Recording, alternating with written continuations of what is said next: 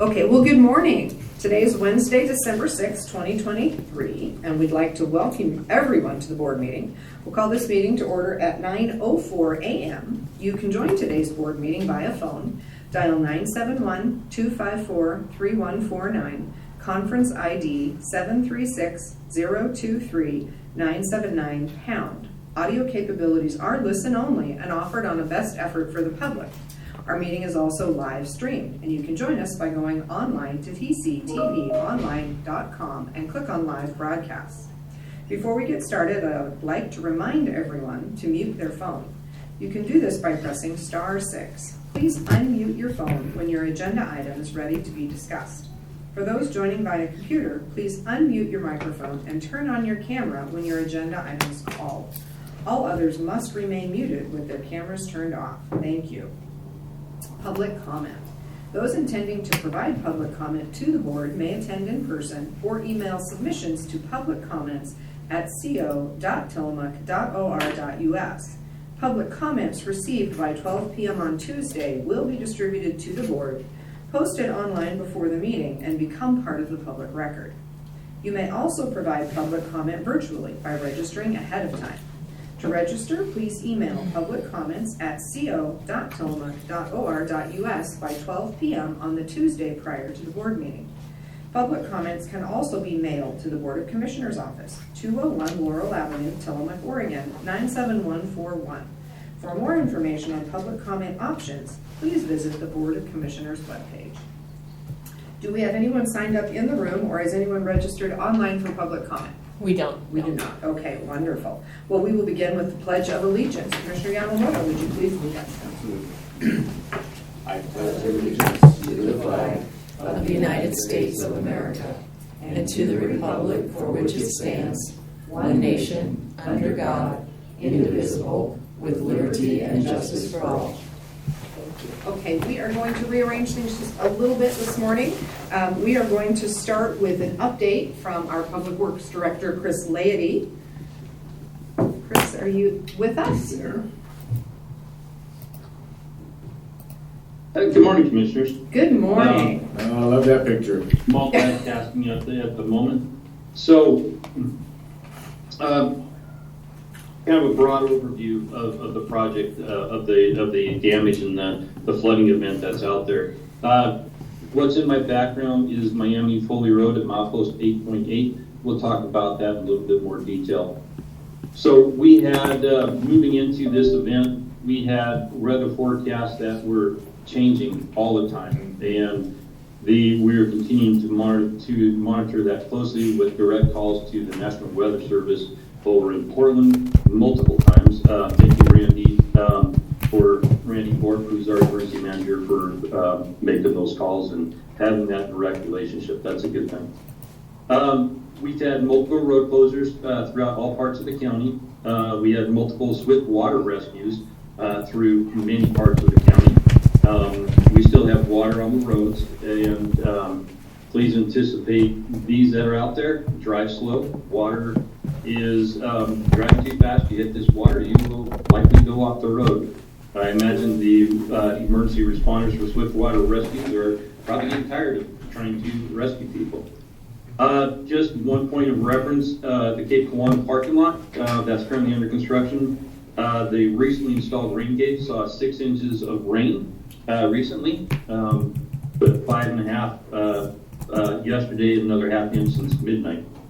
ODOT called in. I called ODOT local, and the ODOT reports pretty good news. 101 is still closed in town, and that is with anticipation of opening that up late afternoon.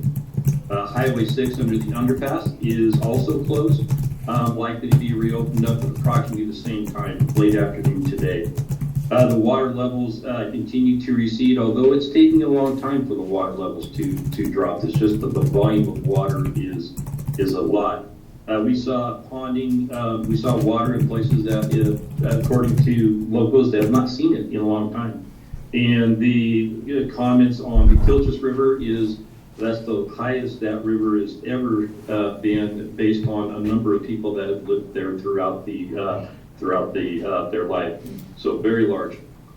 When ODOT had closed 101, traffic was diverted onto Wilson River Loop. That was used as the primary detour. We shifted that to a single lane road. That got up to 4 inches on the high side. We were concerned about closing that road permanently or through a duration of the flood. Because at that point, with 4 inches over the road, we were still anticipating the river to rise another 12 inches. So we monitored that fairly closely. We put out some press release that we could possibly close it. We did not close it. We lifted the flagging at 6:30 this morning, so we're back to 2-lane traffic. Currently, we have 5 people on staff that work for the road department in the north part of the county and 5 people on staff that work in the south part of the county. So a total of 10 people. We cover 368 miles of road. We have a bridge every 3 miles of road. We manage on our county road system 4,000 culverts. ODOT manages across the entire state 40,000 culverts. So 10 people taking care of about 1/10 or 10% of what the entire state manages. We will get there. Want to thank the public, particularly Facebook and the Dispatch 911 Center. Facebook is actually a really good thing. We don't typically monitor it until we start getting to the floods if we can look at it. There's a lot of community groups out there, so we are seeing photos. People are letting other people know about these. Because there's some unusual things, we are going out to places that were no issues, only to arrive and find out that there weren't any damage. And then we would also go to places, then we redirect to places that haven't had problems, and sure enough, they have problems. And then we get this information from the public, from Facebook, phone calls to our office, from dispatch, all the different varieties of locations that we have. DCD, Department of Community Development, had actually shut down yesterday when the county did. Sarah Apsher came over here to help answer phone calls. I want to thank her for that. We had Angels Flagging. They were the ones that did the flagging overnight on Wilson River Loop. The kind of some of the highlights through here. Miami River Road on the south end at 101. They saw 4 feet of rain, or excuse me, 4 feet of river rise, 4 feet on the road at the Miami Foley Road at 101.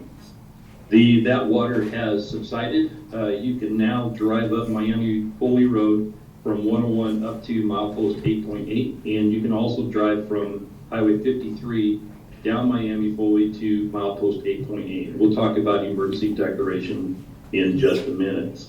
Couple of another major potential damage. Well, another major damage is Big Trout Road by 3 Rivers on Highway 22. So that'll be further evaluated this afternoon. Big Trout Bridge is one that has been a point of reference multiple times through the board here. It actually went through a redesign, and Friday I have a trip scheduled to Salem to talk about the alternatives analysis for that bridge, of which might have to be completely redesigned for a second time, or a third time rather. So we will see what that is. One of the things that is recent, as daylight shows up in the water receipt, we're starting to see additional damage that was not evident in there.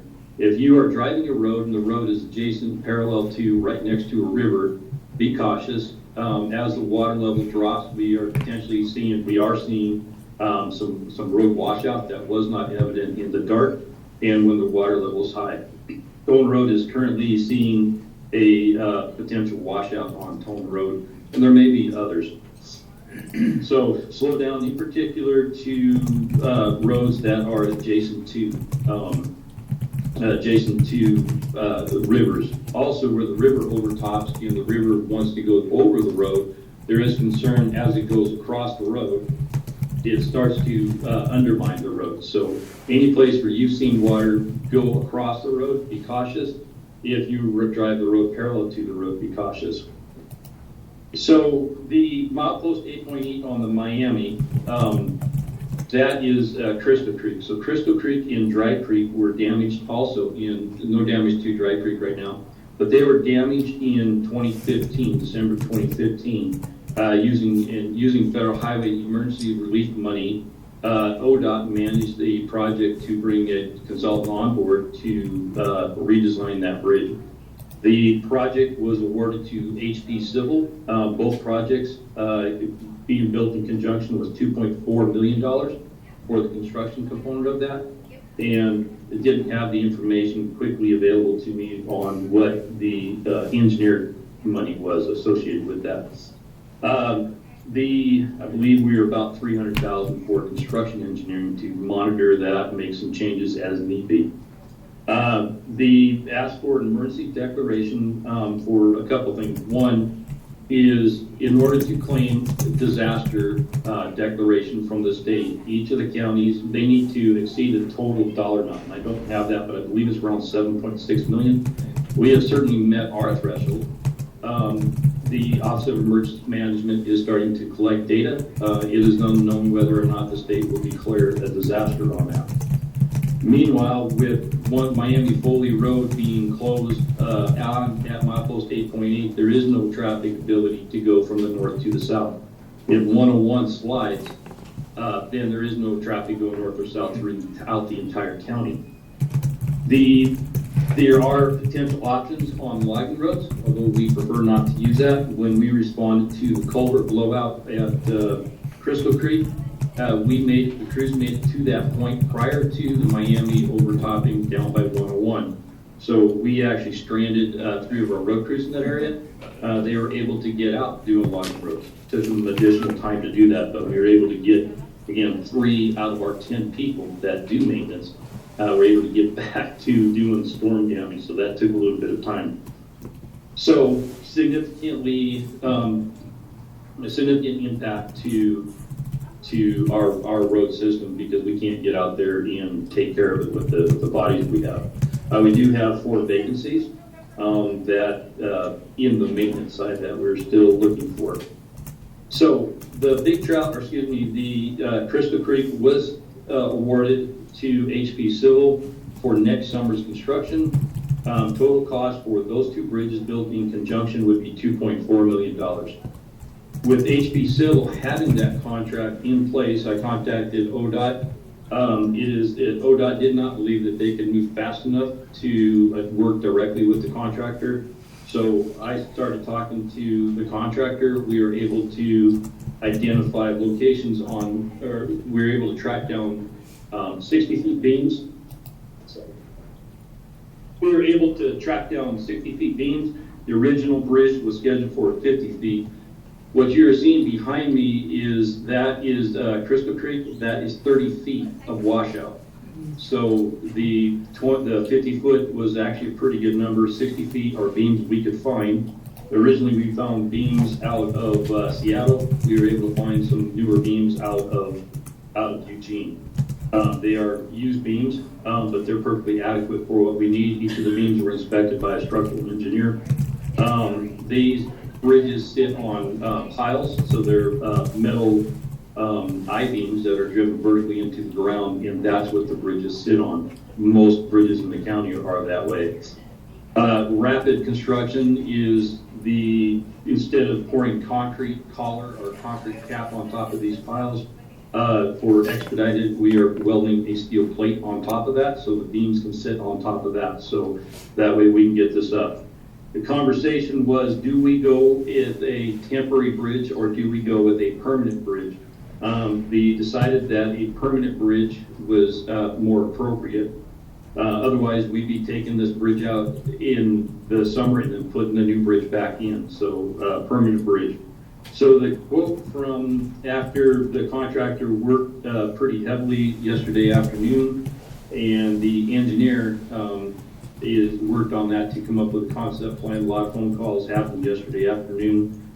Throughout the evening, we received the contractor quote this last night at about 10:30, and we already had a concept plan in place by 5 o'clock last night with the amount of material we could find. That did change throughout the evening.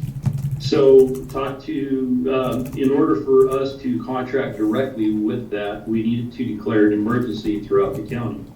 So that with state contracting law, that allows us to directly hire a contract, which we've seen with Curl with the Curl Bridge. And we've also seen that with, we seem to be building more bridges under an emergency declaration than we are otherwise. So we're working through the contract process right now, but the contract with HP Civil for a permanent structure, which needs to have some improvements made in the summer. The $630,203. The engineer work is $60,000. The contract will be forthcoming. I request, like I did with Curl, the ability to sign that contract. If we can't get the commissioners, I've been talking to. This is exactly what we did for Curl as well. So with that, that's why we plan on declaring a emergency to allow that to happen. Once that is done, ODOT, Federal Highway, and myself are actually meeting this afternoon to talk about this bridge in particular. And it's already using emergency relief money to build it. Now we're potentially using additional money to change this around. So we're going to get caught up in the logistics of this project. It's pretty unusual. If the emergency is declared by the governor, then that simplifies the process quite a bit. But additional work will need to be done in the summer, but we won't have to shut down Miami for any considerable length of time, because in addition to Crystal Creek being under construction, this would be permanent guardrails and work to be done in the channels. This is fairly unique because all the permitting was done. We knew what the soils were underneath the bridge. We knew where all the utilities were. We had direct points of contact for everybody. RTI did a fabulous job. They responded right away to respond to this. So we've had really good cooperation, similar to Curl. Contractor plans on working 6 12-hour days. Rather not have contractors working at 1 o'clock in the morning if we can avoid it. They anticipate 10 days worth of construction, but allowing for additional time because it happens out in the field. We could potentially see that extend a little further than 10 days, or we could be a little faster than 10 days. So that's why that's there. Big Trout, it looks like a bomb went off down there, potentially flooding a house, evacuation. I don't know all the details associated with that. I was busy working on bridges. So that's a very high level overview. Otherwise I could speak here for 4 hours. We are reviewing all the roads. It's difficult to say which roads are open and which roads are closed at our current moment here. We ended up closing Long Prairie at 101 this morning. So we are still seeing some road closures throughout the day, and we're opening roads throughout the day. So it'll be a little bit dynamic, moving target for road closures, road reopenings. With that, do we have any questions? Thank you, Chris. That's a lot of good information. Commissioners, questions or comments? My comment is that it's too bad that culvert failed, but not surprising because, as you said, the damage occurred actually in 2015. And so, but I feel so very fortunate that all of that work had already been done in order to prepare for the construction of this bridge, because I'm encouraged by the 10-day timeline. And I'm sure that people who live on either side of the break in the road, I've already heard from a few people who are frustrated that they're going to have to drive around and they can't get out, etc. But the 10-day timeline to build a bridge is very encouraging. So thank you for being on that immediately and doing all the work necessary to be able to do this emergency bridge build. If you pull off building a bridge in 10 days, you should get some kind of award. So thank you. Thank you. I think we're gonna have to think about some kind of an award, Chris. I mean, it's incredible what you're doing as quickly as you're doing it. I know a lot of things were already in place, but as you said, this is a dynamic system that we live in here in Tillamook County, and they weren't really predicting that much in the way of flooding just a week ago, even just a few days ago, even just 2 days ago.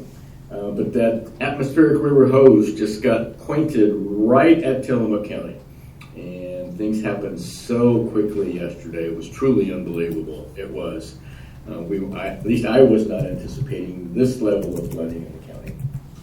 But again, you just never know about Tillamook County. You don't. Chris, I appreciate everything you do, and you do it as quickly as you can, and you go above and beyond. With the monies that you're able to pull together, counties unfortunately not able to help you that much. U.S. Forest Service traditionally provided your money. You have your hand up, Chris? I do. There's one entity that I forgot to mention. That is the Salmon Superhighway. Oh. So the funding for these culvert replacement projects has a lot of the monies come from U.S. Fish and Wildlife Service, the Forest Service, all these group of people that have been out there replacing these culverts with bridges. People look at me and ask, why are we replacing this 48-inch pipe with a 50-foot bridge? You can see behind me what was out there. I think that was a 36-inch culvert. Yeah.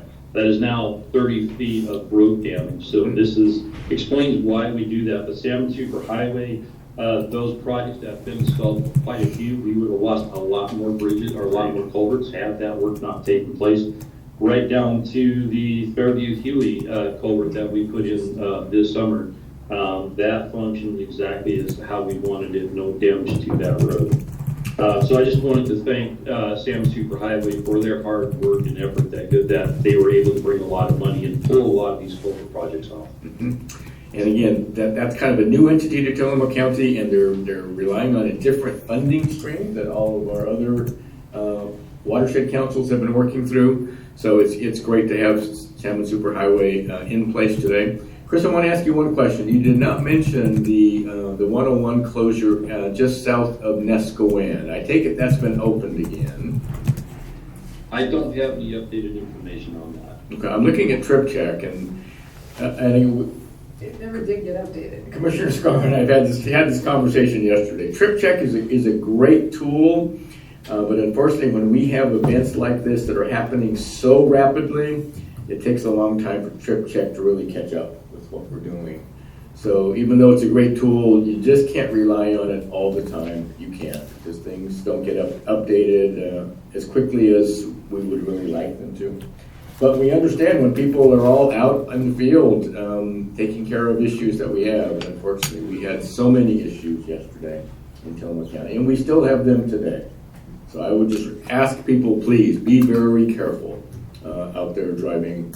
You just don't know what you're going to run across. So again, Chris, thank you so much for what you do. Agreed, and I share my colleagues' just appreciation that this bridge is ready to go. That, you know, we are actually able to put the permanent bridge in place and not have to do a two-phase temporary move to permanent, close the road twice. You know, we're very fortunate that, you know, all that work was done. And Chris, that you were able to work with your contractors in the state and just get that flipped over. So we're happy to declare an emergency and put this order in place to make this possible. You know, it's never a good thing when a culvert fails and a road fails, but when you have a bridge already designed to fix it, that's probably the best case scenario you can have for a complete failure. So, and this was a really difficult storm to track and to know what was going to happen. The amount of surface water that is everywhere is making what the river gauges typically tell us a little bit off. The Trask is apparently flooding pretty good right now. You just mentioned closing Long Prairie at 101. The river's on the drop. The river, in fact, is pretty close, I think, to just action stage, which typically you would expect then that a lot of your flooding would begin to recede. But in fact, it's gotten worse this morning, and that, I think, is due to the surface water that's in that area. So while the river's on the drop, the amount of surface water is just exacerbated. So what is coming out of the river seems much larger. So it's just, you know, we get used to reading the river gauge. We get used to looking at that little piece underneath that says, when it is 15 feet, expect flooding here. When it is 16 feet, expect flooding here. And that isn't actually staying true to course on this storm. We're seeing a lot more flooding when the river levels are lower than we would have anticipated. So it is a very dynamic situation out there still, and I just encourage everybody, as my colleagues have, as Chris had, to be very, very careful. There are still lots of areas of the roads that have running streams over the top of them, so be very cautious. Chris, thank you so much for your update. I think Rachel's going to give us a little information related to the emergency order so that we can go ahead and take action on that to get this bridge built. And in the event that there is additional damage that reaches that $7 million mark, this emergency order, if I understand correctly, will also put us in line for that at the state level. So, Correct. I would recommend calling it as an agenda item. Do you okay. have the order in front I of you? do not have a Okay. description of the order as an agenda item. So I will call an unscheduled, okay. So before the board, an unscheduled item this morning in the matter of consideration, in the matter of designating a state of emergency within Tillamook County. Thank you. So in collaboration with Emergency Manager Randy Thorpe, yesterday staff has prepared this order for your consideration this morning. Executing this order will help facilitate the receipt of any federal or state money that is allowable under this declaration. It also allows for the county to make emergency procurements, as Director Lady was describing, which they can greatly benefit from. So I'll read the order into the record. This matter came before the Tillamook County Board of Commissioners on December 6, 2023, at the request of Rachel Haggerty, Chief of Staff. The Board of Commissioners, being fully apprised, finds as follows. 1, there exists a condition of severe winter storm with flooding, wind damage, and possibility of mudslide events throughout Tillamook County beginning December 2nd, 2023 and extending until at least December 7th, 2023. The winter storm event is causing elevated river levels on several local rivers, including the Nehalem, Miami, Kilchis, Wilson, and Trask rivers, and many small tributaries and streams. 2, this flooding is impacting and causing damage to the county's road infrastructure. Other damage has been reported within the county that also needs emergency actions. It is anticipated the damage will continue beyond December 7th. 3, such conditions present a clear and present danger to the health and safety of the citizens and property of Tillamook County. 4, ORS 279B.080 sub 1 allows for the county to make emergency procurements of goods or services in an emergency. Now, therefore, it is hereby ordered that, effective immediately, 5, the Board of Commissioners, under the emergency powers granted by ORS 401.309, declare a state of emergency exists within Tillamook County, and by this order directs the Office of Emergency Management for Tillamook County to take all necessary steps authorized by law to secure the persons and property of citizens of Tillamook County until further order of this board. 6, the Board of Commissioners requests the Oregon State Office of Emergency Management to provide additional state and federal resources for any applicable disaster recovery program. 7, the board further requests the governor to exercise her emergency powers by setting aside any regulations or laws that are contrary to saving life and property during this emergency by invoking ORS 401.168 sub 1, sub 2, sub 3 inclusive. This law shall go into effect if the governor declares a state of emergency for Tillamook County. 8, pursuant to ORS 279B.080 sub 2, department heads issuing emergency contracts shall ensure competition for such contracts in a manner that is reasonable and appropriate under the emergency circumstances. So this order is ready for your consideration. After your consideration, I would request a second motion that authorizes Chris's ability to sign the contracts, because this does not. Okay. So we can talk about that Okay, after thank you you for that. consider this. Are there questions or comments relating to the emergency order? No? I'm ready to go. I just have one quick one, and that is item number 5, Board of Commissioners under emergency powers granted by ORS 401.305. You said 309. I did say 309, that was a correction that was made this morning. So it is 309. It is 309, and the Miami and Kilchis rivers have also been added, which was not the item that was posted earlier this Okay. morning. Okay, thank you for that. So I think we're good then. Okay, perfect. I would be happy to entertain a motion. Madam Chair, in the matter of designating a state of emergency within Tillamook County, and I don't have a board order number. Debbie? 076, 23-076. 23076. That makes sense. Okay. In the matter of designating a state of emergency within Tillamook County, board order number 23-076, I would move approval. I second. We have a motion and a second. Is there any further discussion? Hearing none, I will call for the vote. All those in favor, please signify by saying aye. Aye. Aye. Motion carries. Thank you. Okay, I believe that we need a second motion, and that motion would be to approve Chris Lady to sign. Emergency contracts. Yes, another unscheduled item, consideration of Tillamook County Public Works Director Chris Lady, in consideration of authorizing Tillamook County Public Works Director Chris Lady to approve contracts associated with the emergency construction of the Crystal Creek Bridge. And I would pause there and ask Chris if that is sufficient. I think that's sufficient. Thank you. Okay, perfect. Questions, Commissioner?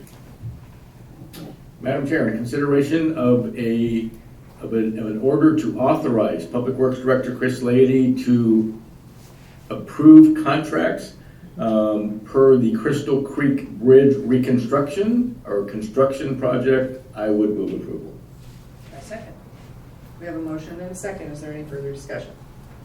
Hearing none, I will call for the vote. All those in favor, please signify by saying aye. Aye. Aye. Motion carries. Thank you. Thank you, Chris. Thanks, Chris. Thanks, Are Chris. you gonna let him do number 10? Does he have another one on here? Oh, that's Randy Thorpe. I'm That's sorry. right. I thought I looked and he Okay, didn't have yeah, that one okay, on there. perfect. Okay, Thanks, perfect. Chris. Thanks, Chris. Okay, we will now return to our regularly scheduled agenda for the day. I feel like we're on TV. There's a little, emergency thing. So our regular broadcast. And we are going to move on to our presentation. We're excited this morning. We have Oregon Coast Scenic Railroad update for 2023, and we have Rachel Aldritz, Executive Director of Oregon Coast Scenic Railroad, with us, as well as, and the name is not going to come to me when I need it, Sam. Okay, as well as Sam Aldridge, as well operations. I have had the opportunity to be out on the rail bed with Sam for the Salmonberry Trail. So thank you both for being with us this morning. Thank you for having us. All right, we're very excited to present this to you today, Commissioners. This is our Commissioner update for 2023, our 2023 season. If we just see the first one. There we go. There it is. All right. All right, so the next slide. This is our mission. So, as you all know, logging is incredibly important to Tillamook County. It is incredibly important to the history, and it is incredibly important today. So that OCSR, our mission is to educate about, preserve, and restore that logging history, that logging railroad history of the Pacific Northwest as a whole, not just Tillamook County. We do that through narrated and interpretive rides on board our historic steam engines and diesel engines. And these are incredibly popular throughout the season. And the reason why is this, we are able to tell people exactly what happened in this county and how the Pacific Northwest was formed through not just railroading, but also the logging mills that still exist today, are still able to be seen today, and many are still in operation today. Next. Sorry. Now this shows the overview of our ridership from 2003, where we started with 2,300 riders, up to today, which we are now anticipating that we are going to reach 55,000, if not more. And these are all, when we reviewed these numbers, we found that 97% of these riders came from zip codes that were 50 miles away or more. So they fell directly into the line of where tourists come from. And we don't know how many of these are returners, but we do know that this number is incredibly important to us. And we see that this is also not a surprise to us, given that many heritage railroads across the United States are seeing 100,000 or more riders, with many seeing 300,000 or 400,000 riders per year. Next. And this was our 2003 employment. Thank you. We have 7 full-time year-round staff, and this does include benefits, as well as during our peak season we employ 3 They're half-time during off-season, 3 people. And then fully part-time seasonal, we have four individuals as well as up to 20 volunteers and sometimes more, depending, it just kind of depends on the season. Our total payroll for 2023 was over $500,000. And we are going to be hiring an additional 2 full-time positions in 2024 in our track and shop positions, and this might also expand further. Next. Now we're getting into our vision, and this is a vision of growth. And not just a growth for us, but also a growth for the county. And we see this as infrastructure. Growth is key to the success in the heritage railroading industry, and it benefits everyone. This includes the expansion of our passenger fleet, how we're going to be expanding our depot complex construction, and also returning to Salmonberry. Next. Now, as you can imagine, having 55,000 riders, we sold out quite a few trains. This does mean that we are looking to expand our passenger car fleet. You can see here we have what we call our 201 car. This is going to be an outdoor car with a covered seating area, and it will hold 56 more people. So this is going to be an invaluable asset to not just OCSR, but also to Tillamook County as a whole, as it's going to be able to provide that many more seats per train. These additions are going to allow for growth and for more visitors to come and visit the coast. And we also have more cars that are going to be coming online. As I said, the 201 car, as well as what we call our 300, and then the 5151, which we also call a clopen car, because we are able to keep it open or also close it in case of the inclement weather.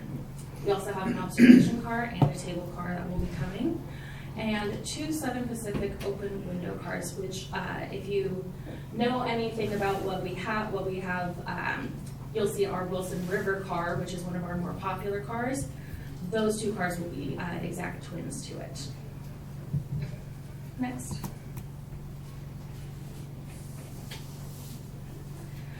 All right, and then this is our lovely depot development, which we are so excited to present to everyone every time we have it open. This is specifically so that we can look into how we can relieve pressure on local infrastructure and how we can become better neighbors. As you can see there, this isn't the full photo there, but to the left is going to be a bathroom block, as well as a ticket office inside that bathroom block. The building on the right is also going to be our education space, museum, and also a shop so that people can look around and everything.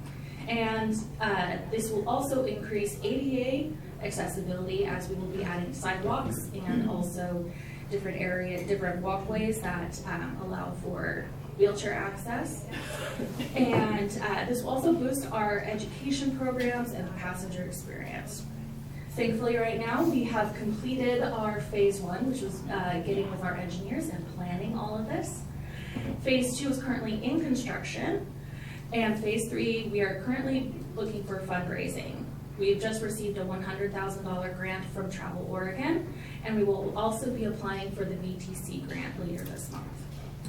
Developments for other depot sites are to be planned as well, and these will also be in conjunction with both the cities and also the Salmonberry Trail. Next.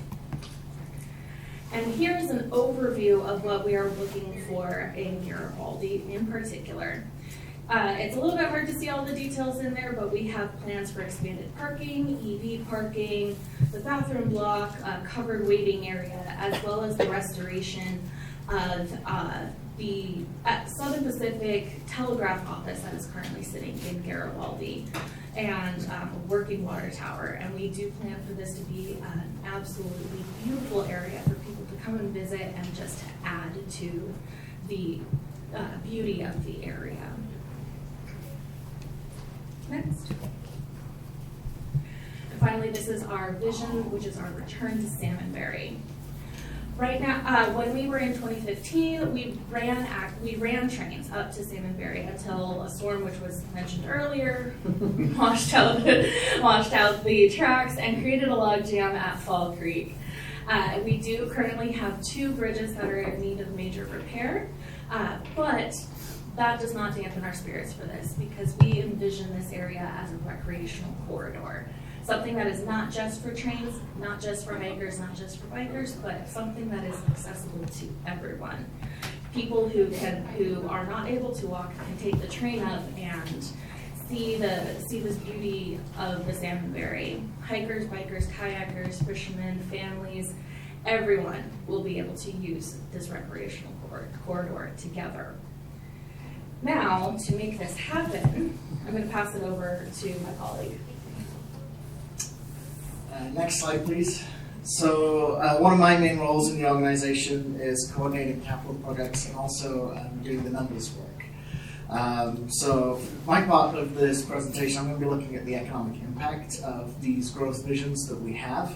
Conveniently for us in the tourism industry, Travel Oregon does the bulk of the heavy lifting in the economic calculation with Dean Runyon every year. So these calculations you're about to see are done with the Dean Runyon 2022 numbers that were released earlier this year, back in May. So all these numbers you're about to see are in 2022 dollars. And then we're also using our growth over the last 5 years as a basis for growth moving forward. We've been growing at about 14.9%, so about 15% a year for the last 5 years. So if we move on to the next slide. So what is our economic impact for the county right now? Well, using the Dean Runyon 2022 numbers, we have a direct spend of about $7.5 million and an indirect spend of about $3.9 million. Coming to a total 2022 economic impact of about $11.4 million. So that was with 48,000 riders in 2022. This year we're looking at 55,000 riders. So it's over 12 this year we're looking at. Now for comparison, if you look back on the reports done with the loss of freight on the railroad, the net loss to the county was $8.15 million to $10.89 million per annum. And you adjust that for inflation, where that was today in 2022 dollars, would be about $11 million to $14.75 million. So at this point, OCSL's operation has economically just about replaced the freight railroad. So moving forward, so that's our current operation. So next slide. So if we look at that core growth we were talking about, right now we do have about a cap of about 80,000 riders if we really not add any more passenger cars or do any expansion programs. So this is calculated at growing at 15% a year, but capped at 80,000. So by year 5, that would add an additional 5.6 million to 7.2 million to our economic impact additional. So that's where the passenger cars then come in. Next slide.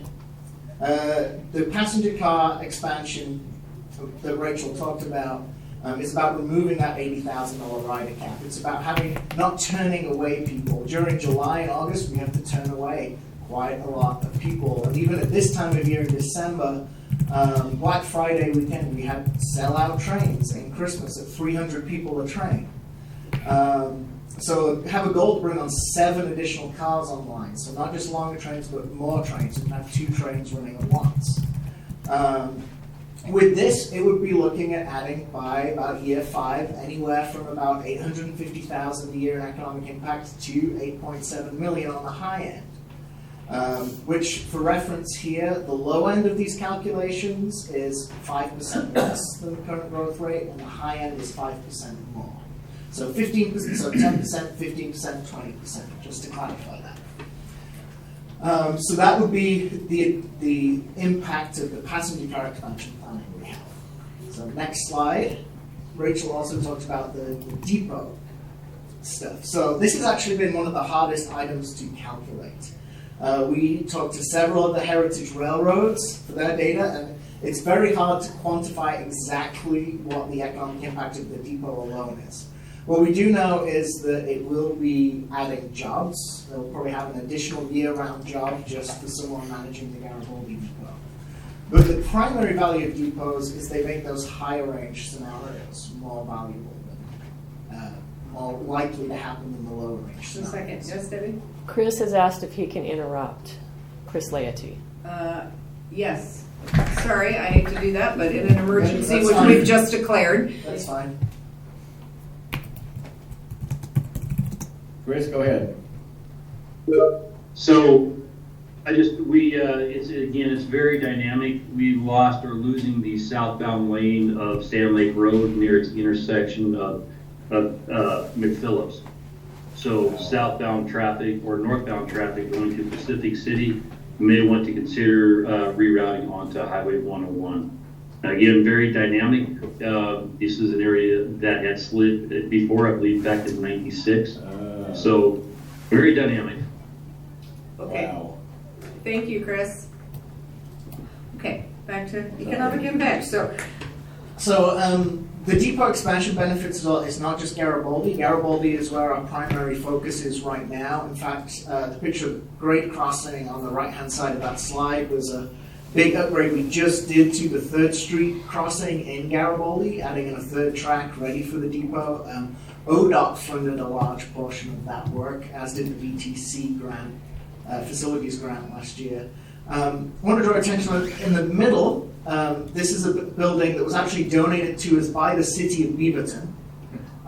We affectionately call it the churro stand, but as you can see, it's actually very ornate Italian-esque in its design. It's about 16 feet across, and this is actually planned for us to put it in Rockaway. We're busy working with City Manager Luke and the Salmonberry Trail folks about downtown Rockaway right now and adding in a runaround there, along with using this donated building from the city of Beaverton to be an information booth, ticket booth, so there's a point of contact there. And there's a couple of advantages there to the runaround. One is we won't have to shove our trains as much, so the locomotive will be on the front in both directions. And it also gives us more capacity for more trains because we can have trains cross in Rockaway if we do multiple trains. So next slide. The return to Salmonberry. This was an interesting one to calculate. We are, even though portions of the Nehalem Valley are right now closed to locomotives, we do have other activities going on up there. Rail bikes. The picture on the right is actually from a motor car excursion or speeder car excursion. There's a group called Narcoa who come around and they do speeder car excursions. So that was going up to Batterson. That happened in October. So there's lots of uses here, and as Rachel said, we very much have a vision for the Nehalem Valley. There's a corridor that's rail bikes and speeders and trains and hikers and lots of different people able to access the corridor. So there are some assumptions to talk about here. One is if we were to immediately open those bridges, we would not be able to issue full schedule right away going up. It would need a few seasons to become established, but we are estimating it somewhere in the region to about $900,000 to about $1.1 million a year extra in economic impact. So if we add all these various growth pieces up and kind of cast ourselves 10 years in the future with an expanded core growth, expanded passenger fleet, depots, and return to Salmonberry, we end up with this. So next slide. With a cumulative economic impact to the county from OCSL's operations of about $19 million to about $29 million per year. As I said, there's quite a large range there, depending on exactly how growth goes, but it gives you an idea of how much of an economic benefit OCSR can be to the county as a whole. And obviously, those numbers are spread out over multiple jurisdictions, not just there's the county, we go through 5 cities, 4 fire departments, the unincorporated county, we're interacting with the port and others. So the benefits get spread out amongst lots of jurisdictions as well. With that, I'll just hand over to Rachel. So just to conclude, our mission is to educate about, preserve, and restore, because that's our history. We want to make sure that those who come to visit us, the 55,000 plus, understand who we are as a county and who we are as an area. And our vision of this recreational corridor is for all. It's for everyone to come and enjoy and see exactly what we see in this county and really how beautiful and wonderful it is. And for the future, all of the benefits to Tillamook County that OCSR can offer, it's not just our benefit, it's a benefit to all. It's a benefit to everyone in this room, in this county, and everyone who comes to visit. And I just want to thank you all for taking the time to hear us, and we look forward to answering any questions. Wonderful, thank you so much. Commissioners, questions, comments? Thank you. Well done. This was a great presentation. I learned a lot. It was nice to hear the story, to hear it from you. I appreciate your presentation. A couple highlights for me, things I didn't know that part of your mission was as a logging railroad heritage project. I didn't know that. And maybe I should have, but I didn't. And so that's interesting. It's interesting to think about the obvious focus that you've put on the logging heritage of our community. So I appreciated learning about that. I appreciated learning about I didn't know that your ridership was the numbers have grown so exponentially. So congratulations on that. I know they're busy because I see them. I live in North County, and I travel along 101, and I see the full rail cars. And I've been on the train just once, I confess, and now this makes me want to do it again. But it was really fun. It was very fun, and I understand why people come from out of town to ride on the train. And the steam cars are just fabulous. The steam engines, rather, are fabulous. And I have pulled over on 101 to take pictures of the steam engine coming around a beautiful scenic bend in the highway, and it's really it's really a wonderful resource for our county. I didn't know what the current economic impacts are. That's very interesting and impressive. So well done. And I've always been supportive of the rails and trails idea. I think there's the need for both, and so I'm glad to hear you talking about both. I'm wondering about if there's any plan for.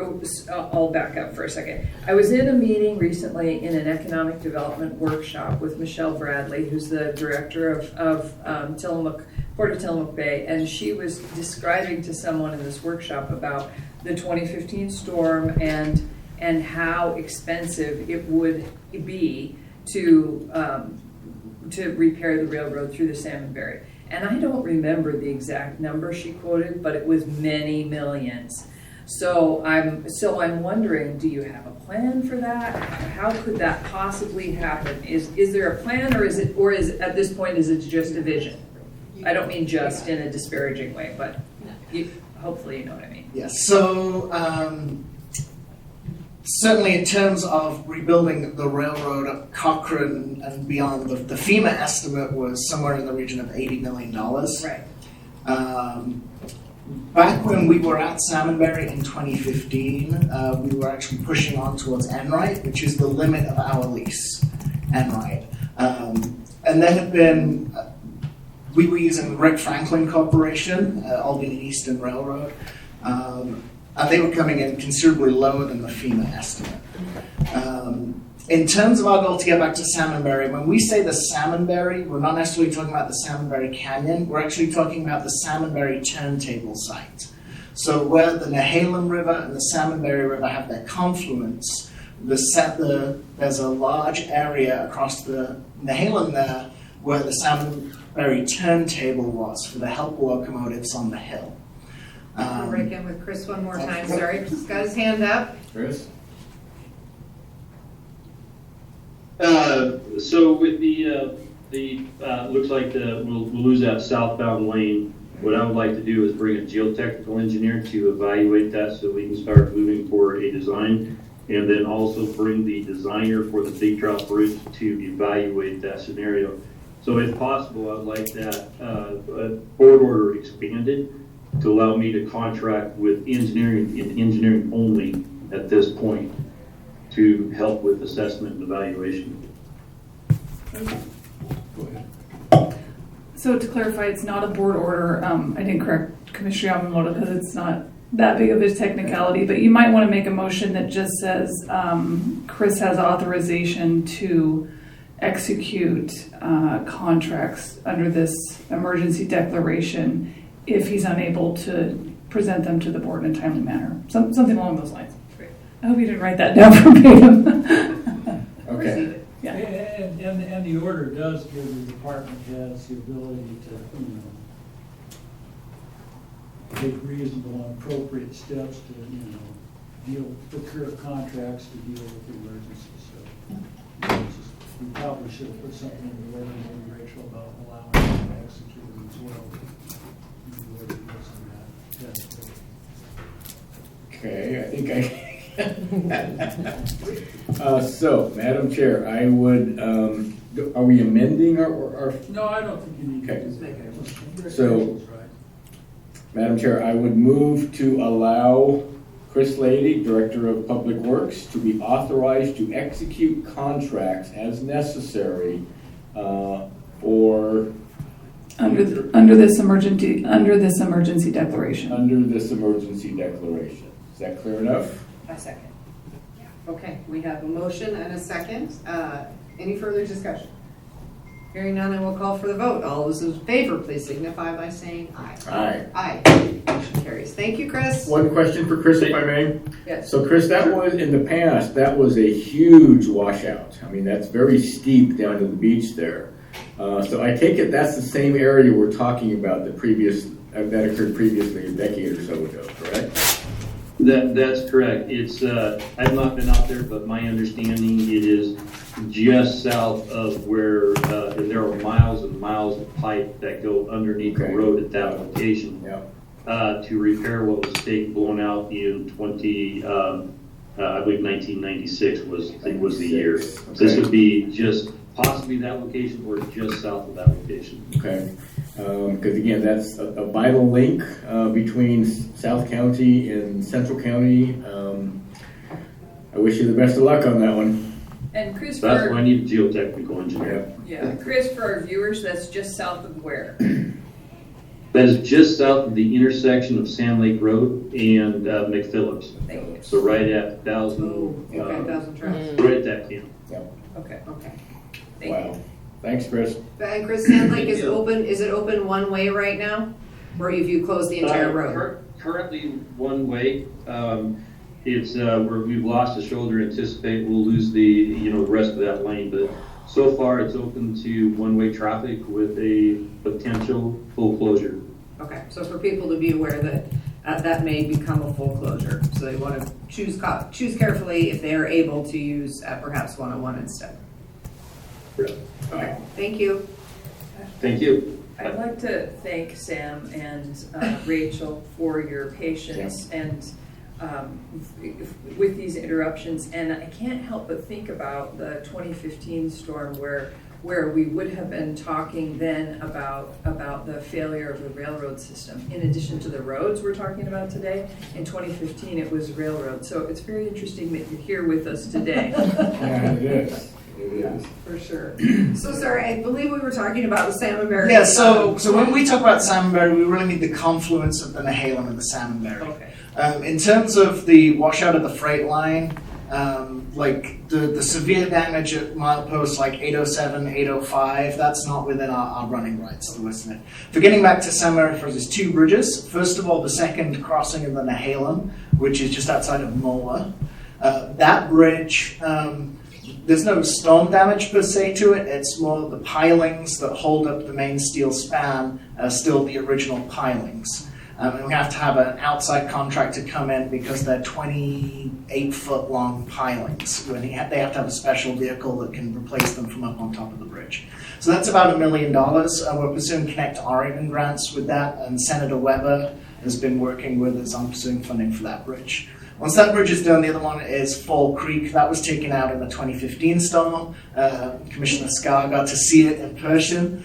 There we're planning on putting in a 60-foot steel span girder bridge. We're actually going to fabricate the main body of the bridge in-house, but there'll be an outside contractor for the pilings. The big thing there is the trestle that was in existence. EPA said you can repair it, Army Corps said you can repair it, NIMS said we need a clear span bridge. And so that has taken the project a long time. There's some engineering that's been done. We've got a basic design. We're going to fabricate it in our shops. It's still going to be about a $3 million project, though. So that's a big one. First of all, we're getting the second crossing of the Nehalem dealt with, and then we'll look at Fall Creek. And with that, it's essentially brush cutting and brush management for getting back to the confluence point. So Rachel and Sam, you guys have quite a vision, you really do, and that is just terrific, it really is. As the Oregon Coast Scenic Railroad, I didn't realize there was a heritage railroading industry. Yes. And so I can imagine you are a major part of that now. I mean, I remember bringing our grandkids and doing the Christmas train. This was a few years ago. We have just some terrific memories and pictures of that event. And it's something that's unforgettable. Utilizing the Dean Runyon reports, they are the 800-pound gorilla in Oregon when it comes to these types of economic benefits. 15% annual growth. I mean, that is truly phenomenal. It really is. I can see the Oregon Coast Scenic Railway really picking up steam here, as it were. Picking up steam. But again, your vision is just terrific. It really is. And I know it's going to come to fruition. So keep up the work. Visit Tillamook Coast is going to have dollars available. We continue to grow our transient lodging tax, maybe even more moving into the future. So it's these types of things that and you're making an impact on Tillamook County. You really are making an impact. And I, for one, applaud you and hope that you continue to grow your vision a lot. So good luck to you. Thank you so much. Thank you, sir. Thank you.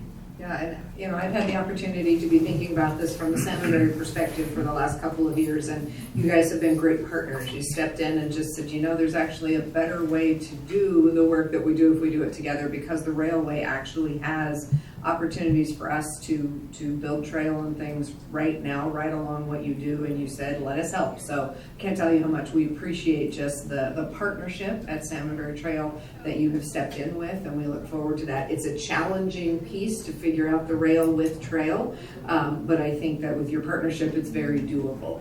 We've really talked about some pieces when we did our walk up toward the confluence. We were talking about, okay, but if we have hikers and we have a train, how do we not have a tragedy? And just really sharing with us that that's a slow-moving train in that area. There might be one of these cars might be a lead car that goes ahead and moves hikers off to the side as the train goes through. That there are some real opportunities for sharing the right of way, sharing the space, and I appreciate the way you're thinking about that, because we are thinking about the economics for our county. We're thinking about the multiple uses for that corridor, and you clearly have put that into your vision. So thank you for doing that. And I have to admit, I've never ridden the train. My daughter has ridden it and had many naps on it as a small child. Grandma would take her on the train and she would be so excited, just absolutely all amped up, and they'd get just a little bit around the corner from Garibaldi, and there she goes every time. So I definitely need to make an appointment to go and ride the train, because I have not done that. So, but clearly you haven't missed me, because there are plenty of people who are riding that train. I was just looking at the growth trajectory that really took off in 2017 to present is just, that's insane. Insanely good. So thank you guys for everything you're doing. Thank you for what you're bringing to the county, what you are bringing to the Salmonberry, and just for taking on a very audacious vision and bringing it forward. So thank you very much. Thank you very much. All right, thank you for your time today. Thank you. And your patience again today as we walk back and forth from the emergency to the presentation. Of course. Yes. Okay, excellent. All right, we will jump into our legislative administrative agenda with item number 6. Discussion and consideration of a fall 2023 cohort host site agreement with the Oregon Health Authority for the AmeriCorps Vista Partnership Project. And we have Marlene Putman, our Administrator of Health and Human Services. Good morning, Marlene. Good morning. I'm always excited to work with AmeriCorps Vista. We've just had a great relationship with the organization, with the state, but also with the Vistas we've had. So this agreement is to pursue another Vista for the 2023 cohort for this spring. We currently have an AmeriCorps Vista with us, and they've come in with us for about a year. We've been fortunate enough to work with 1 or 2 Vistas per year, and many, after they complete their service with us, become employees with the county and have been just doing amazing work, even as they continue on to graduate school, many of them. So we're looking to, again, as I just mentioned, to fill one of these positions this spring. We're hopeful. Right now, if you look at the agreement amount, you'll see that we've been increasing in the amount, because when you start, it's like $2,000. And we've been doing this for a number of years. So the cost for us to have a Vista at this time is $26,000. The funds go towards both the administrative costs, but also the stipend for living expenses and for their education stipend to pay off part of their loans for undergrad or other education. From our perspective, it is well worth it, and we would look for your approval of this agreement. Perfect, thank you, Marlene. Questions or comments, commissioners? I think it's wonderful. It's a terrific program, and it's a great opportunity for people to learn on the job and explore a career and be of service in the community and maybe get hired in the long run. And so I just think everything about it is great. Perfect, thank you. And I would concur. I mean, AmeriCorps is a great partnership, and not only does it provide services to the county, but the volunteers themselves learn a lot. This is a great education both ways, and it helps both sides. So I'm in full support here. Yeah, I 100% agree. We have had such good luck with such amazing vistas that have helped us through the health department with some of our, really key projects. You know, they come so excited and so ready and willing to grab projects by the horn and just make them happen. That is fun to watch. So I'm completely in support of this. I'm pleased that we've been able to build such a long-term history of working with the AmeriCorps Vista program. I think we're ready for a motion. Madam Chair, in consideration of a fall 2023 cohort host site agreement with the Oregon Health Authority for the AmeriCorps Vista Partnership Project, I would move approval. I second. I have a motion and a second. Do we have any further discussion? Hearing none, I will call for the vote. All those in favor, please signify by saying aye. Aye. Aye. Motion carries. Thank you. Okay, you also have item number 7 with us today. Discussion and consideration of a Northwest Regional Education Service District Early Childhood Inclusion Grant application. Yeah, they're never easy. They're Yes. never easy. I've invited our Public Health Deputy Director, Rocky Phillips, to join us. She's been working with her staff on this application, and I thought it would be a fun opportunity, I said to Rocky, to meet and share information about this application. So go ahead, Rocky, if you would, please. Hello all. So we recently had the opportunity to apply for an early childhood inclusion grant through the Northwest Regional Education Service District to support services delivered by the Babies First and Cocoon Home Visit programs. They are home visiting programs serving high needs children and their families who reside in Tillamook County, many of which lack high quality educational toys for their children. The Babies First program serves pregnant and parenting individuals and children up to age 5. And Cocoon actually serves children birth through age 21 who may have developmental, behavioral health, physical, or medical conditions that may impact them throughout their lifespan. The funds would be used to purchase high-quality educational toys to be used in our home visiting programs to support families and providing educational opportunities for their children that are fun, culturally appropriate, and inclusive, with an emphasis on language, fine and gross motor, and sensory exploration. And additionally, funds would be used to purchase materials needed to complete in-home developmental screens, and the budget for the grant was $2,000. Perfect, thank you. Questions or comments, commissioners? It sounds terrific. I'm fully supportive. Okay. As am I. Rocky, appreciate you being here. This type of thing is important for high needs, especially infants and toddlers, as you talked about, although it can expand beyond those ages also. These are things that are very lacking all across the nation, but especially in rural areas such as Tillamook County. So I appreciate you researching this and finding a way to get this included in your budget, and I am in full support.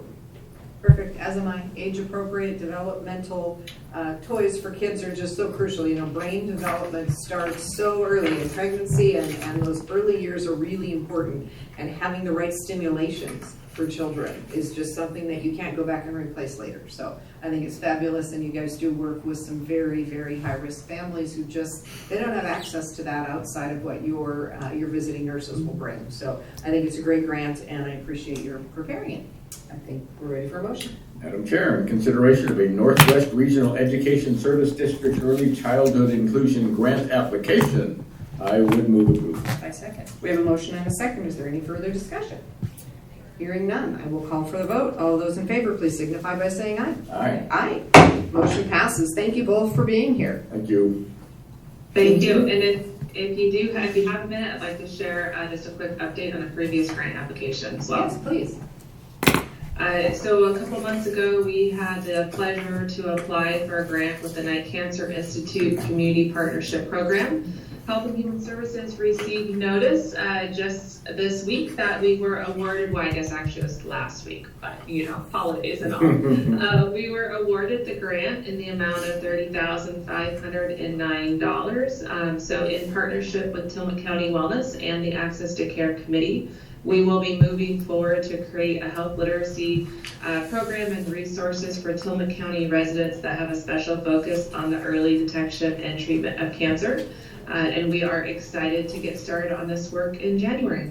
Congratulations. Yeah, good work. Yeah, Good well done. Yes, thank you. All right, appreciate that update. Okay. Thank you again. Thank you both. Thank you both for being here. We'll see you soon. Okay. Moving on to item number 8, discussion and consideration of a Tillamook County Library Foundation request for property owner signature for the Maxwell Library Park Stage Enhancement and Labyrinth Installation Project. Ruth LaFrance, President of the Tillamook County Library Foundation. Good morning, Ruth. Good morning. Yeah, so we want to do the last, almost the last part of the park. So the part that's grass, I think all of you know where that is.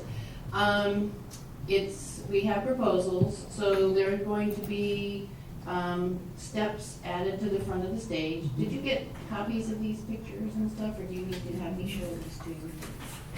We have them in our packet, actually. Yeah, they We should have be in there. Yeah, we do have them in our Okay. packet. So the steps come out Yeah. like 2 feet, and then they drop down 6 inches, and then it comes out another 2 feet. So you end up with a 4-foot apron around the stage, which makes it far more accessible to people and expanded space. And then the rest of the proposals, one of them is for the installation of a labyrinth, which puts pavers out in the big grass area. The fill in, because there's going to be some grass left. And then the space behind the stage, between the stage and the west wall, has a tendency to accumulate water. I haven't seen it lately, so. Anyway, so a drainage system would be put in there, that would be gravel. Anyway, so that's what we're looking for a grant.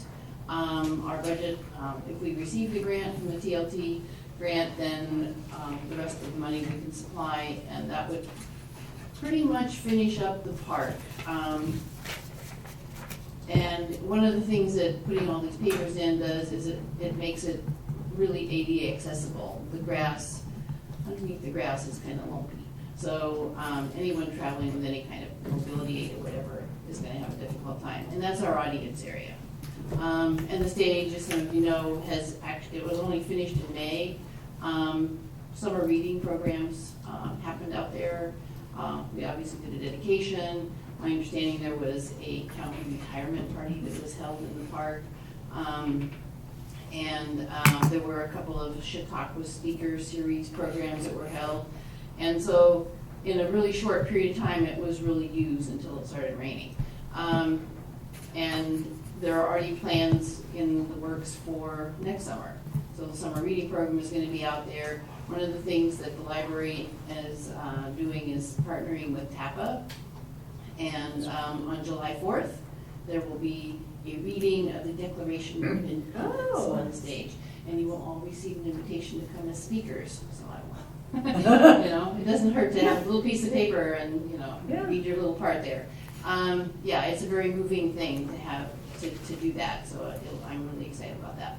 And then there are other things that are in the works. So it's going to, over time, it will be a good thing. And labyrinths are good for mental health, and so putting this in should be a good thing too. Anyway, the foundation doesn't actually own that park. You guys do, or the county does. And so in order to submit our grant, we need to have your signature on this piece of paper. And I would really like to get this in. It's basically done. I think I forgot to put the letters of support, but we do have letters of support to include. So that's what I am here for. I need your signature before we can submit this. And without this grant, we can't finish it. We just don't have the money anymore. We put over, the foundation itself has put in over $200,000 into that park. And so far it's between $320,000 and $350,000 has been put into it. With this, it'll be over $400,000 improvements. And then in the last little bit, after we finish with the pavers, we really would like to put up a heritage wall, so when we have the energy and the time. And essentially this would be, there's a space between the end of the northeast wall and the stage that doesn't have anything in it, and behind it there's an HVAC system. Those are kind of noisy and not very sightly. So this would be a wall that would probably stand about 8 feet tall and basically have pictures of all the different peoples and occupations that have made Tillamook County what it is, and then possibly an outdoor book that you can look at the picture and say, okay, this is number one, the indigenous peoples that lived here, and then you look at that page in the book. This is a dream, okay, this is kind of out there, but that would be the finishing touch. But putting these pavers in makes the park, you know, super usable for everybody, and so that's why I need your signature in order to apply for the grant. Perfect. Thank you, Ruth. And I love the dreams because this park started as a dream, right? And so you put it out there, you say, well, it's just a dream. But when this park started, it was just a dream. So I have no doubt you guys will get there. Commissioners, questions and comments? Thank you. It's a fabulous park. I'm excited about your idea. I think a labyrinth is a great idea. It'll be really nice there. The park to that point, you're right, the park to that point is gorgeous. And then there's that scruffy area behind the stage. So I'm happy that we're moving forward on that. And I'm happy to sign the grant application. And I want to thank you and the foundation for many years of dedication and hard work to bring the park to its current state. I was at the retirement party for Tassie O'Neill this summer that you mentioned. There were, 50 or 60 people there, and it was just lovely. It was a perfect place to have a nice outdoor gathering, and the stage looks beautiful. So it's really a tremendous benefit to our community. So thank you for your work, and I totally support your idea. Thank you. So this has been a dream for a lot of years, and it has come to fruition. And I appreciate all the work that you're doing as president of you're still president of the foundation, correct? Yeah, Good for you. president for life, I think. But Yeah, there you go. I like that. There is no reason that the commissioners should stand in your way of looking for more money. And I don't think the park will ever be done, to be honest with you. Don't say that. I still want it to be done. These things take on a life of their own. Yes. They really do. This one has. So I appreciate all your work on this, and I'm in full support. Okay, absolutely, and I agree. The labyrinth sounds really like a fabulous idea, just as you talked about for mobility issues, but just to have that opportunity. Every so often they'll have a labyrinth walk up north, and I was thinking, I just want to get up there and do it, and I never managed. So this will put one right here. Yeah, right here in my neighborhood. They're interesting things, and there is, we didn't know this when we started Googling it. There's actually a labyrinth society and the Northwest Labyrinth Network or whatever. So there are tours that these people do. So we'll register once it's built. Oh, interesting. We'll register Tillamook in there, sure. So yeah, it becomes another visitor attraction. That's the idea. Yes, excellent. It's never going to stop. Yeah. No, that's right. You'll always find something more. Well, Ruth, thank you very much for bringing this forward, and I think we're all in support, so I think we're ready for a motion. Madam Chair, in consideration of a Tillamook County Library Foundation request for property owner signature for the Maxwell Library Park Stage Enhancement and Labyrinth Installation Project, I would move approval. I second. We have a motion and a second. Is there any further discussion? Hearing none, I will call for the vote. All those in favor, please signify by saying aye. Aye. Aye. Motion carries. Thank you so much. Thank you, Ruth. So, do I just, what happens? So we should have it here in our pilot documents to sign. I'll get it to you. There was an update late. Okay. Yeah. Okay. Yeah, so we will sign that at the end of this meeting, and then Debbie will get it back to you. Okay, I'm not sure, I guess, yeah, you had the numbers in there, okay, all right. Yes. In this packet, we have. Okay. Yep, we had all the information attached to our packet, so we will sign, and Debbie has the most updated sheet for signature, which she's nodding, saying that she does. After this meeting, we'll get that signed and get it back to you. Okay, great, thank you Okay, very much. thank you so much. Okay, moving on to item number 9, discussion and consideration of an out-of-state travel authorization for Jennifer Wells to attend the Public Library Association Conference in Columbus, Ohio, April 2nd of 2024 to April 6th. And we have Don Algar, Library Director. Good morning, Don. When can I get Good morning, how are you? Good. Well, after they sign? Excellent. Well, before I get into this request, I just want to say a big thank you to Ruth and to the foundation for their efforts in cultivating the park and bringing that vision to reality. The library is greatly appreciative of that work and really excited about what this next summer is going to look like in that park. So a thank you to Ruth and to the foundation. We have before you today a request for out-of-state travel to the Public Library Association Conference in Columbus, Ohio for our library branch manager, Jennifer Wells, Jen Wells. And that is the largest public library conference in the country. It happens every other year, so it's a great opportunity to really talk about things that are very focused on public libraries. And we're excited about Jen attending that conference because she is someone who is focused in on developing our outreach, our volunteer program, really re-engaging and growing that, and then our literacy programs. So I think it's going to be a great opportunity for her to hear about what programs are working around the country and bring some of that knowledge back to Tillamook County, as well as to share what we are doing with colleagues around the country. So the request is for this spring, and we'll send her to Columbus. It's about $2,300 for that conference attendance. And yeah, I'm glad to answer any questions you might have. Perfect. Thank you, Don. Questions or comments? I'm glad for us to be able to send Jen to this conference and to learn about exciting ideas that are happening in other parts of the country, to bring back best practices to Tillamook County and to represent us there. So I'm fully supportive. as am I, Don. It's important that we get out of Tillamook County occasionally and see what the world is doing, especially things like libraries, etc. You come back with such great information from these types of conferences. So I'm in full support here.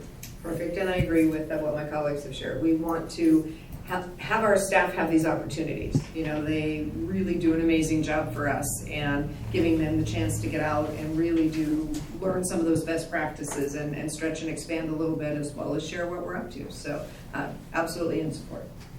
Madam Chair, in consideration of out-of-state travel authorization for Jennifer Wells to attend the Public Library Association Conference in Columbus, Ohio, April 2nd, 2024 through April 6th, 2024, I would move approval. I second. We have a motion and a second. Is there any further discussion? Hearing none, I will call for the vote. All those in favor, please signify by saying aye. Aye. Aye. Motion carries. Thank you, Don. Thanks, Don. Thank you. Okay, we're going to move on to item number 10, discussion and consideration of emergency management performance grant number 23-528 with the Oregon Department of Emergency Management. And we do not have Randy Thorpe with us today, but Commissioner Mary Faith Bell will carry this.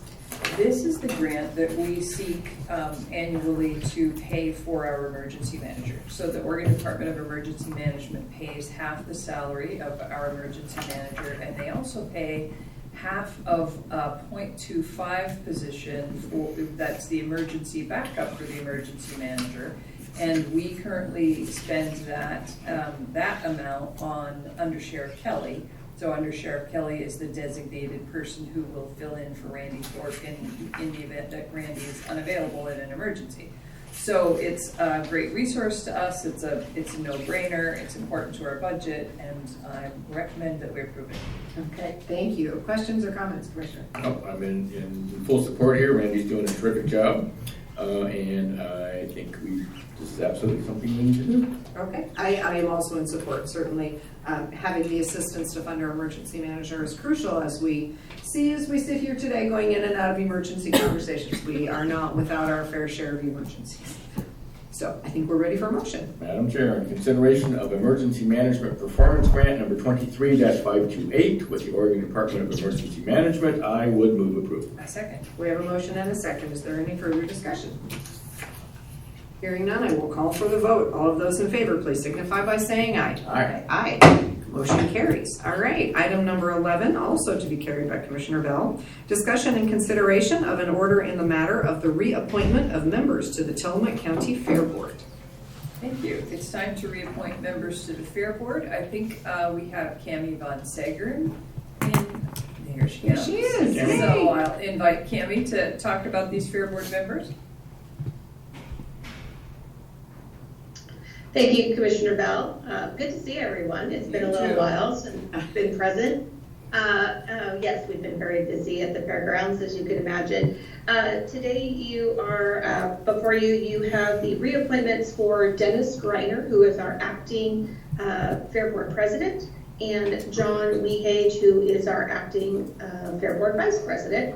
So both of them have been on the board, John longer than Dennis, but have done an exemplary job in just making sure the management of the Fair Board, how everybody gets their information, obviously working on projects around the grounds, and are available just about any time during an emergency or when we have projects that need to be supervised. So these two are great leaders, and I would definitely ask for your reappointment of both of these members. Perfect. Thank you. Commissioners? I agree with Cammie wholeheartedly. Dennis Greiner and John Wehage are outstanding Fair Board members and leaders on the board. And so I'm grateful that they are willing to be reappointed.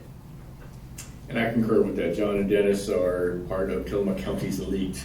And you're lucky to have them on your Fair Board, Cammie. You really are. I'm in full support. As am I, and as we say every time, we couldn't do what we do in Tillamook County without volunteers. And when we talk about the Fair Board, that's like that on steroids, because that, I mean, a lot of our advisory committees work really hard, but I don't think I've seen any other one spend the days, hours, nights, all of that this group does leading up to the fair and at the fair. They are there when the doors open, they are there when the doors close, some of them to the middle of the night until the entertainment leaves. I mean, it is an above and beyond passion of the heart. So I am very thankful that they both share this passion and are willing to serve on this board, and they do a fabulous job. Ready for a motion? Ready for a motion. Madam Chair, in the matter of the reappointment of members to the Tillamook County Fair Board, this being Board of Commissioners Board Order 23-074, I would move approval. I second. We have a motion, we have a second. Is there any further discussion? Hearing none, and we'll call for the vote. All of those in favor, please signify by saying aye. Aye. Aye. Motion carries. Thank you, Cammie. Thank you, Cammie. Thank you. Yes, and if I could just briefly just wanted to make a couple more comments. So I wanted to thank Randy Thorpe, who is not on the call, but he has coordinated, as always, very swiftly and quickly for all of our flood issues, which you normally know that we have the Misty River Campground who evacuated to the fairgrounds, and he just kind of made it very seamless. And I'm so thankful that we had all those things in place. Because it was just a very, very easy transition. And then in addition, we did just have a Fair Board member who sent in his resignation. So I currently have 2 positions open on the Fair Board, which Mary Faith Bell, I know you are very well aware of, if the commissioners collectively did not know that. And I have put out some feelers in the community. And I'm glad that you had mentioned that, Aaron, that it is a labor of love, but it is a huge time commitment. So we ask that anybody who is wanting to be on the Fair Board really take a good, close look at how much time you have, what your dedication level is, because we really come to rely on them in the place of some contracts sometimes, free labor. It's really important that you understand just what it all entails. And there are different levels on the Fair Board. Maybe you want to be a policymaker. There would be a position for that as well. But we do just ask that anybody in the community that has an interest in betterment of the fair and the fairgrounds, please apply. Perfect, thank you. Thanks, Kenny. So I'd like to respond to that issue. Isabel in our office and I talked about this recently, and we were planning how to do the recruitment for Fair Board members. We didn't want it to get lost in the busyness of the holiday season, so she's planning on posting the recruitment the first of the year. So hopefully we can get some new Fair Board members by late January and have time to orient them for, before you head into fair season. Perfect. Thank you. I appreciate your work on that. Yeah, I got to do interviews the last round, and it was just really interesting to really talk with people and understand where that really deep passion for the fair comes from, because it is a deep passion. So excellent. Thank you, Cami. Appreciate you being with us, and we'll talk about that posting again when it comes up live, just to make sure everybody's aware and looking for it. Thank you, Kenny. Okay. I think we are ready for item number 12. Discussion and consideration of a tax deed in favor of Eduardo P. Miranda for tax foreclosed county-owned property previously offered at the February 13th, 2023 land sale auction, parcel number 1, township 3N, range 10W, section 29AA, tax lot number 800. Rachel Haggerty, Chief of Staff. After the land sale auction earlier this year, we received a letter of intent from Mr. Miranda asking to acquire the property. The board approved that. He wanted to exercise the option that is available with this purchase amount to enter into a tax land installment contract, and so the board signed that. He has done an early payoff. We don't usually see a payoff in just a few months, and so he's paid the property off in full, and this is the tax deed that would convey the property free and clear to him. Okay, perfect. Questions or comments, commissioners? No? Terrific. Congratulations to Mr. Miranda. Yep, appreciate that very much. Full support. And this is a 0.11 acre property in Manzanita. And this occurred before the Supreme Court's decision, which has now stopped us from being able to continue to do this work. Is that correct? We do not know. Yes, it did occur, but we do not know what the statute of limitations or any other requirements are going to come with that. So for these, it is business as usual. But if there was any impacts that we would need to address prior to that decision, all this is tracked that we can go back and determine what action we need to take, if any. Okay, thank you. Yes, and Commissioner, we did enter into the contract before the decision, so I thought about it a little bit, and it just seemed like we needed to honor our contractual commitment to Mr. Miranda and Rachel and I and whoever else the tax department will deal with, where the proceeds go some other time. No, I appreciate that. This just has been sort of a strange window of time with foreclosed properties and what we can and can't do with them, because the decision was made by the United States Supreme Court that foreclosed properties, when sold, the proceeds must go back to the person from whom it was foreclosed. And in many cases for us, the reason we ended up with property is we couldn't find them. There's just a lot of different scenarios that occur, but we work very, very hard to make sure the people who owned the property previously, if they really have a desire to keep it, are able to keep it. We work hard at that. So we are now in a position where we have properties that we're not able to initiate sale of until we understand the full ramifications, if you will, of the Supreme Court's decision. So we have some like these that we are finishing up, but it's been just a bit of an unsettling time, wondering if we are going to be able to continue in that process or not. So thank you for letting me ask the question and just give our viewers a little bit of a what about what we're talking about. Okay. There remains an unanswered question as to whether this Supreme Court decision does apply retroactively to properties that have already been sold. And so there's just a lot of gray area here. Yeah. But this is something we need to do moving forward, so I'm in full support. Perfect. Ready for a motion? Yes, that I just launched. Okay, sorry, my brain went, Sorry. where have we been? It's been a long meeting. Okay, so I think we are ready for a motion. Madam Chair, consideration of a tax deed in favor of Eduardo P. Miranda for tax foreclosed county-owned property previously offered at the February 13, 2023 land sale auction, being parcel number 1, Township 3N, Range 10W, Section 29AA, tax lot number 800. I would move approval. I second. We have a motion and a second. Is there any further discussion? Hearing none, I will call for the vote. All of those in favor, please signify by saying aye. Aye. Aye. Motion carries. All right, item number 13. Discussion and consideration of an order in the matter of amending order number 20-051 to reduce the annual day use access pass fee for all veterans. Rachel Hegarty, Chief of Staff. The Tillamook County Parks Department fees, which include the annual day use access passes, are defined in a board order. Currently, the annual day use access pass for disabled veterans is $45. Over the last week, there's been interest expressed by the board to allow the $45 reduced pass cost for all veterans, not just disabled veterans. And so the order before you today would make that change in the board by board order. It's ready for consideration. And I would defer to Commissioner Bell if you want to provide any backstory on how this came to be. Thank you. Well, the Tillamook County Parks Department has begun selling annual passes for the 2024 season. And as, as Rachel mentioned previously, when we passed this board order originally, which was, I don't remember what year. 2020.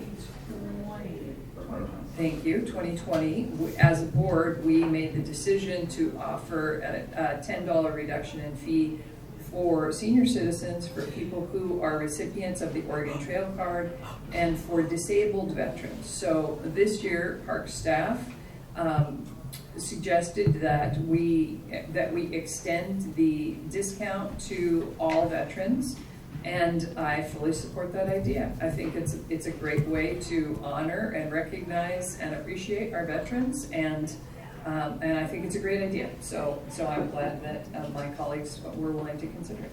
Perfect, thank you. Comments or questions, Commissioner? Honoring our veterans is paramount to me, really is, and this is something that I feel that we really do need to do, so I am in full support. And I agree. Those who serve our country make it a safe place for all of us. So honoring our veterans is something that I think this board is in 100% in agreement with. And the last time I knew, we had about 2,650 veterans, and I see Nick is online with us. He probably could correct me if I'm not right, but somewhere in that range who live and call Tillamook County home. And this gives them an opportunity to recreate for a little bit less money, as well as those veterans across the state or nation who may come and recreate with us. I bet we have a lot in the metro area who like to fish our rivers and enjoy being in our parks. So I think it's a great opportunity for Tillamook County to show respect. Might you want to give Nick just a moment to express his feelings here? Nick, would you like to add anything?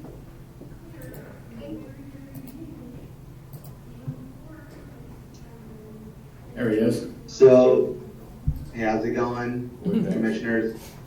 So yeah, we'll take it, definitely. If it's freebies, discounts, we'll take anything that you guys are willing to offer. Perfect. And Nick, I just need to say that you're doing a great job in the Veterans Department here, the Veterans Assistance Department, and you need to keep doing what you're doing and do as much more as you can. But I appreciate what you're doing very much. I do. As do I. Thank you, think Commissioner. our community has some good resources for our veterans, of which your office is a number one. And for anyone who's watching who doesn't know, Nick Torres is our Veteran Service Officer for the county. He is certified to assist veterans as they seek benefits from the VA. He actually works for us, but it's an opportunity for veterans who need to navigate extremely complicated VA systems as they seek benefits. And spouses of veterans as well as they seek benefits. So it's a great resource, and I encourage anyone who has not utilized his services to please do so.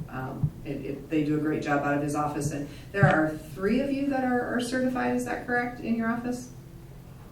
So there's 4 of us who are accredited VSOs. Perfect, Right. yeah, and that's amazing, because I think when I started, back a couple of years, well, more than a couple of years ago, when I was at CARE, and we were working with a veterans program there, working with the VSO, I think there was 1.5, so having 4 in that office is really fantastic. And you guys do a great job. Thanks, Nick, appreciate it. And so Nick, to Commissioner Scar's question before, now I'm curious, how many veterans do we have in Tillamook County? Around 2,500. It fluctuates. You know, we got more of our older veterans are passing away, so we don't have an exact count at any given time, but around 2,500. Thank you. Thanks, Nick. Yeah, thanks, Nick. Okay, I think we're ready for a motion. Madam Chair, in consideration of an order in the matter of amending order 20-051 to reduce the annual day use access pass fee for all veterans, this being Board of Commissioners order number 23-075, I would move approval. A second. We have a motion and a second. Is there any further discussion? Hearing none, I will call for the vote. All those in favor, please signify by saying aye. Aye. Aye. Motion carries. Thank you. All right, do we have any board concerns today? I don't have concerns exactly, but I did want to just reiterate that the Parks Department is selling annual passes. Previously, we haven't started selling them this early, so it's our intention. We intentionally started selling them early so that people can give them away as Christmas presents. So you can get them online, and you can also get them at Barbie Jetty Campground. If you get them online, we'll mail them to you, and we're trying to get them out the next day after you order them, so people can give them as Christmas presents. So I recommend that. And also related to the storm, I just wanted to say that I was working with Randy Thorpe until late in the evening. He did a great job of coordinating and communicating. And I'm grateful to him for that, and to everyone who was working late into the night on this storm issue. Chris and his crew, of course. There was a lot. There was just a lot going on, and a lot of coordination. I heard in the evening something we haven't talked about today. I got a call from the Wheeler city manager and heard that the downtown Wheeler was flooding. Jervis Creek flooded in Wheeler last night and made quite a mess in downtown Wheeler, and the water was flowing over 101. And the city manager of Wheeler told me that folks from Nehalem and Manzanita had come to help them, and ODOT couldn't come out because they had so many other emergencies they were responding to right that minute. I know Randy was in touch with them, and so we tried to get the word out about that, and it was reassuring to hear about how communities and responders were coming together to help each other. And so also we had some great community partners in all of our media partners. The KTIL was getting the information out immediately, and as were the newspapers. And so I'm just really grateful to everybody who pulls together. We do an extraordinary job of pulling together during emergencies in Tillamook County, so thanks to everyone. Yeah, agreed. I mean, it's terrible to say perhaps, but maybe no, we're at our best when we have any sort of a crisis, because we really do pull together as disparate communities and disparate people across the county. Everyone's there to help each other. So yeah, I'm thankful for everyone as well. I know Laura Swanson is with us. The Pioneer is another place that gets information out quickly for us as well. So Will Chapel is also with us. Yep. And I appreciate that so much. I don't think anyone from Tillamook County was shocked yesterday evening with what really happened. It happened so quickly. But were we anticipating this amount of flooding? I was not. My husband and I are avid river gauge watchers. So, all weekend long we were watching, and they just kept changing the forecast. And it would go from, we're going to have a flood, to, oh, we're not going to have a flood. We're going to, and so I think there was just so much uncertainty. And as I said earlier, with the amount of surface water, the river gaugers are just not telling the complete story right now as to what will flood and when it will flood. And that makes it really challenging. I did hear also that the water was overtopping the Shiloh levee yesterday, which made me really thankful that we are as close as we are to moving that project forward. You know, it's just, there are so many places and spaces where we try to keep water where we would like it and not where we don't, and Mother Nature will typically always win in the end. That's the geologist inside me that's, you know, studying all those things. It's like, at the end of the day, the planet's gonna do what it's gonna do. Rachel, I can see you wanted to pop off and comment. Yeah, I was just gonna say, Chris and I were corresponding here during the meeting, and he was telling me that he was gonna have someone come out and look at the Charlotte levee as well, and I know the Southern Flow Corridor, so Public Works is being very forward-thinking and getting people out on the ground to look at these areas just to see what's going on. Perfect. Even though they might have functioned well thus far. So, Thank you. Yeah, I very appreciate proactive. that. Yeah, and I think we're being as absolutely proactive as we can be with the 10 people that Chris referenced. Right. Because I think that is just a key piece. You know, we pull together as a community, we help each other, because nobody has enough manpower, woman power, to be everywhere all the time. And as partners, when we work together, hopefully we can get somebody to most of the spaces, even though it may not be the person whose immediate jurisdiction it is. If they're not already over busy, they'll help too. So, thank you. I didn't know until this morning when Chris told us that 3 of his people were trapped behind high Yeah. water on Miami when they went in to investigate the break, and then Yeah. the water rose behind them. So yeah, so 3 of the 10. Yeah, thank goodness for the logging roads, which brings up the private partners, you know, that we haven't really talked about this morning, but private partners are always with us as well, and, you know, our logging companies who will open gates and make it possible for people in an emergency to get from point A to point B when the regular roadways are just, you know, are gone in this particular case of Miami Foley. So just a lot, and it's not over yet. I'm sure there will be more to come damage-wise, and we'll try to keep people updated as we can. Keep an eye on the Facebook pages, etc. And I guess it bears repeating. It seems like it should be self-evident, but apparently not, that we advise that people not drive into high water. When Chris talked this morning about multiple swift water rescues, Yeah. you know, that is a serious mistake, because it endangers the life not only of the person driving into high water, which it does, but also it endangers the lives of people who have to come out and rescue them. Yeah. So it's, you know, please be safe. And I read a comment on Facebook last night, somebody defending people who drive into high water, saying, didn't you ever do that when you were young? And I did do that when I was young, but, you know, maybe we all have, but please just, you know, slow down, stop, turn around. It's not worth getting stuck and getting killed or hurt, and it's not worth having to be rescued. So I think we just have to keep saying it. I think we just have to keep saying it. We were out and about yesterday, my husband and I went to just kind of look at spaces, avoiding, you know, high water, but there were exactly that. There were people that were coming out at high speed. I think they wanted to see how big the splash would be, you know, which sounds like fun until you happen to be at Miami Foley Milepost 0, where it's 4 feet deep. And then suddenly what was going to be a splash becomes far worse than a splash. And you really can't tell. I think that's the trick with a lot of the water overtopping the roadways, is you look at it, but it's very hard to tell how deep that water truly is as you're looking at it. So just assume it's deeper than you think it is, to Commissioner Bell's point. And please don't drive in it. You know, we are, as we talked about, our staff are limited across every one of our departments, and across our other small cities, and even across ODOT, et cetera.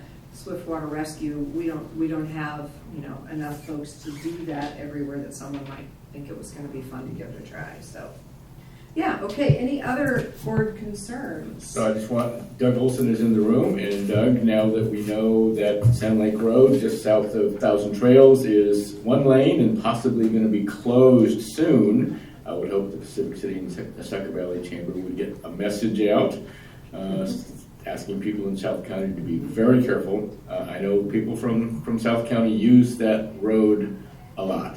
When I was living in Pacific City, I always used that road. I used it this morning. Yeah, well. Just in time. You may have been one of the last people to cross before they closed it. Yeah. So, but I'm always amazed when we first moved here, the number of people that carry chainsaws in the back of their vehicles. Yep. And we have trees coming down constantly all around the county, and these trees get moved and cut up very quickly, and I always thought it was Public Works or the Sheriff's Department or somebody. But invariably, it's somebody that's driving around with a chainsaw in the back of their truck, and they just get out and they chop it up and they move it off the side of the road. We're to be very grateful for all the help that residents of Tillamook County provide to other residents of Tillamook County. Agreed. So with that, I think I'm done. Thank you. Okay, and I do not have any board concerns today, so we will go ahead and do our board announcements.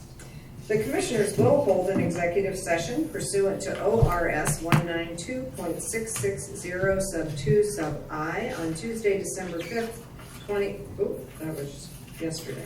Oops.